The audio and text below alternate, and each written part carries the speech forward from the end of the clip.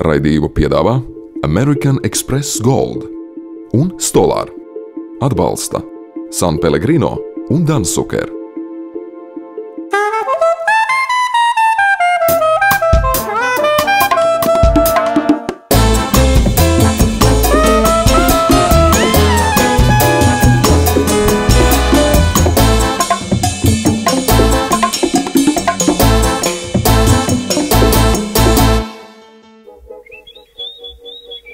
Labrītiņ šo rītiņu, šo skaisto, šo burvīgo rītiņu. Šodien raidījums būs par graudiem, par grūbām. Grūbas ir pasaulē 4. populārākais graudaugs. Mēs bez viņas nevaram dzīvot, bet viņš ir kaut kas, kas lēnām ir pazīstams no mūsu ēdienkartes. Viņš nav tikai Latvijas, viņš ir jau seni grieķu laikiem pazīstams, pār par 2500 gadiem.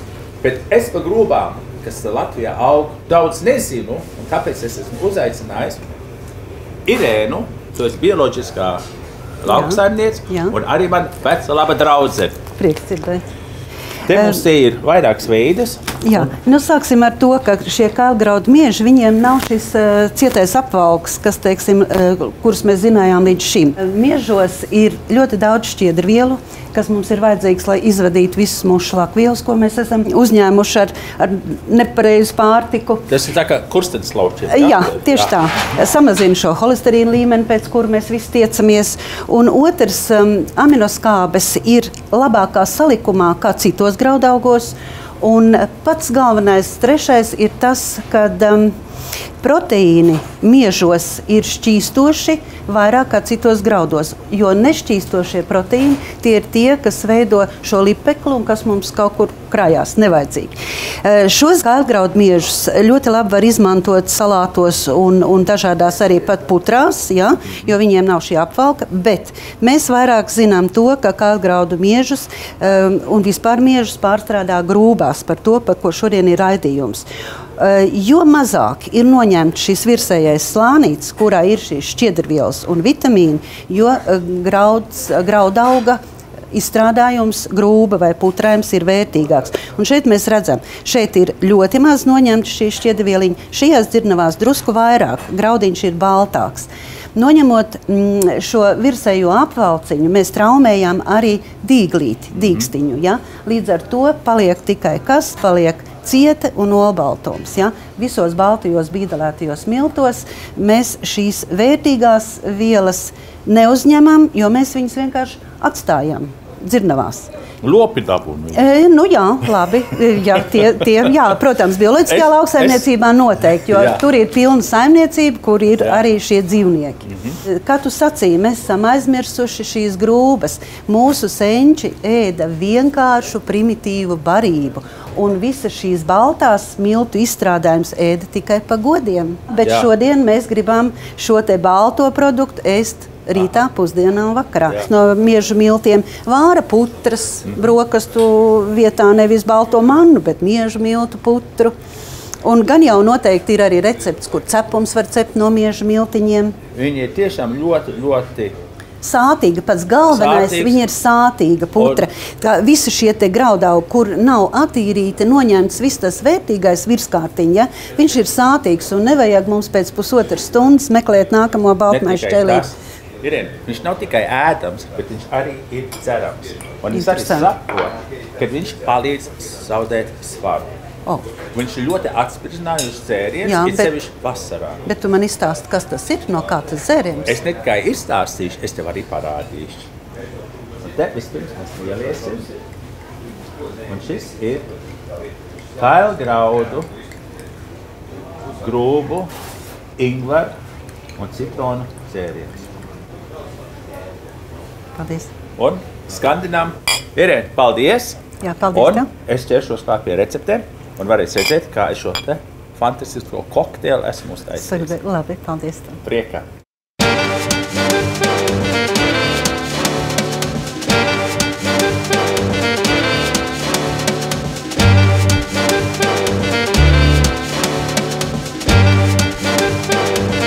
Irēnei, es solīju, es parādīšu, kā šā recepte gatavojās, un viņš nekas nav jauns. Atcerieties šo grāmatu. 97. gadā viņš iznāca, un uz 157. lapas puses citronu un grūbu dzēriens. Voilà. Šī ir sena, ļoti populāra tradicionāls dzēriens, ko mamma man Anglijā mums dēliem taisīja. Un te ir, es lieku 4 litru ūdeni. Un es lieku uz katru litru 100 gramu kailgraudu miežus. Un vēl vienu tādu sauju te pa virsmu. Pie šī es pieliku klāt mizu no 2 citroniem. Un šie citroni ir bioloģiski. Viņiem nav tā vaska, tad droši var. Un kaut ko es pielikšu te klāt, kas nav manā grāmatā, jo tajā laikā Latvijā nevarēja dabūt šo te burvīgo stādu, kas mums tagad ir ļoti, mēs zinām, arī ļoti veselīgs ingvers. Un šis tiešām ir svaigs ingvers, viņš nav tāds sažuvis, tāds kārpains, viņš ir vēl dzīves.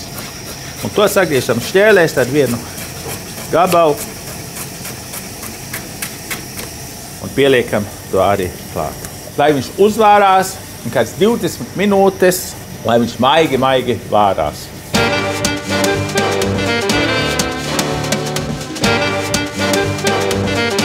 Ola. Un tad, kur smags, tad mēs lejam viņu caur sietu.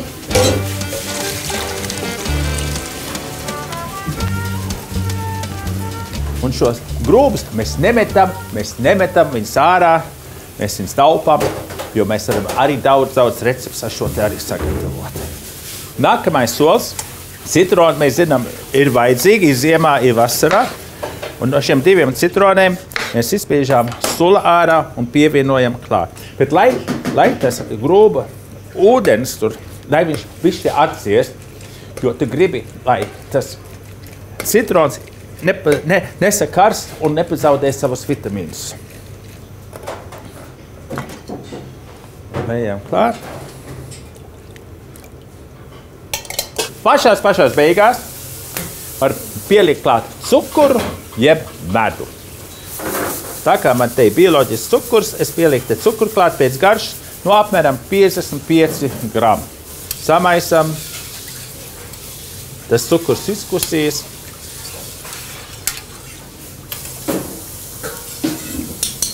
Un paņemat trauku, pudeli, un tad šo te saliejam pudelē, un šis te apmēram 3 dienas var turēt viņu mierīgi leduskapī.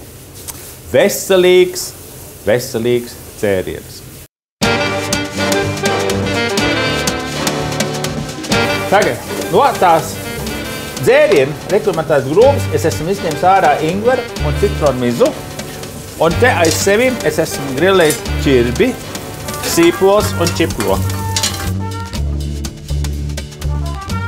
Tad to čirbi es sagriezīšu viņu mazākos gabalos un liekam ķirbi klāt pie grūbām.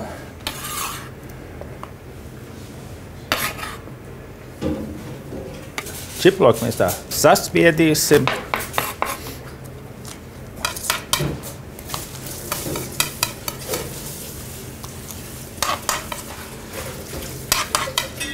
Izņemsim no čaulas. Liekam klāt arī. Liekam klāt svaigu maltu melnos pipers, jūras sāli. Un te man sakapāt garšaugi. Pieliekam klāt oliveļu.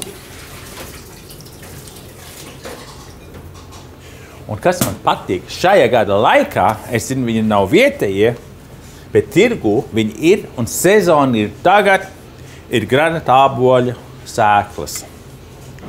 Pieliekam tos klāt, maisam.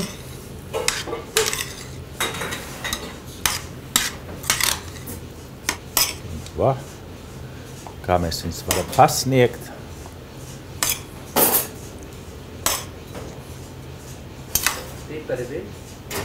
Un vēl nobeidzam ar granatābolu sēklām. Un es nevaru iedomāties, kas varbūt veselīgāks, pa kailgraudu salātiem ar čirvi.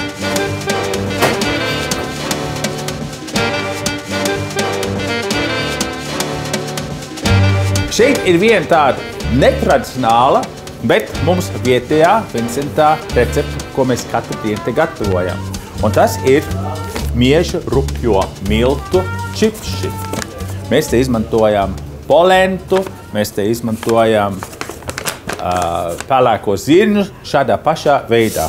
Sākums ir 200 grami rupjie milti, ūdens, lāpstiņa. Un kāpēc es taisu šajā? Šī būs putra, kas ilgi ar mīlestību lēni jāvāra. Un ar manu cooking chef asistantu ir ļoti viegli un ātri sagatavot. Ātri tajā ziņā, ka tas ir daudz cits lietas var darīt, kamēr šis te pats griežās. Man te ir uzliks, te ir līdz 100 grādiem, bišķi tad vēlāk uz 90, un lai viņš maisās, vismaz kāds 50 minūtes.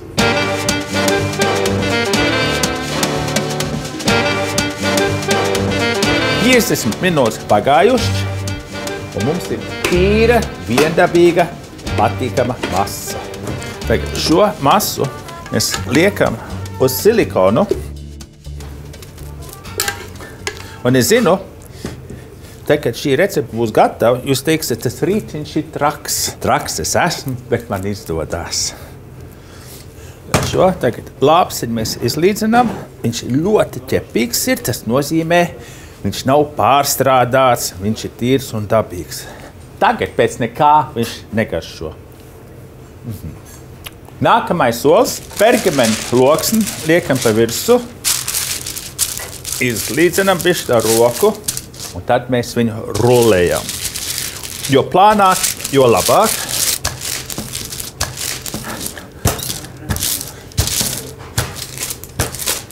Un tad vajag paplāt, griežam šo te otrādi apkārt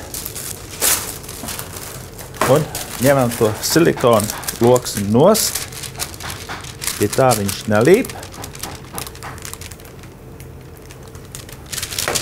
Un liekam šo kaut kur virtuvē, siltā vietā, lai viņš kaltējās. Vismaz dienu nakti. Reka viņš tagad tāds paslapšs ir, un es jums parādīšu nākamā stādija, tepat plakām, lai jūs varat viņu salīdzināt.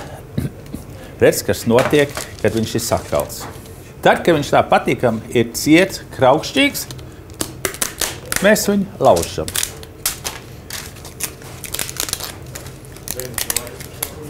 Lūk, viņš izskatās vēl pēc nekā. Ai, negaršo tā.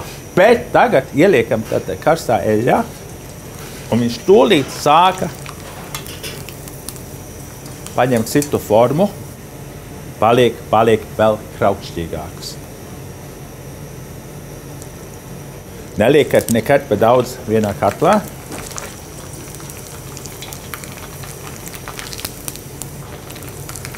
Un voilà, pēdējais ir gatavs.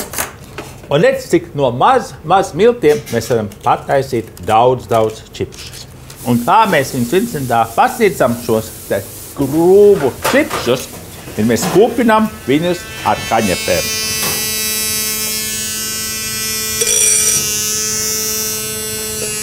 Ar lielu smaidu. Voilà. Tagad šie grūbi čipši garšo pēc kaut kā un arī smaržo. Bet iznāk senās Latvijas tradicionālās receptes, pilsētā nav ko meklēt, jābrauc uz laukiem. Un tagad es braukšu ar ciemu Kukulu pie saimnieces Baibas uz Straupi, kur es zinu, kur viņai ēdienkartē ir grūbas. Un es zinu, ka viņai Coca-Colas tur nav. Tātad tā ir pareizā vieta, ko kaut vai izpētīt.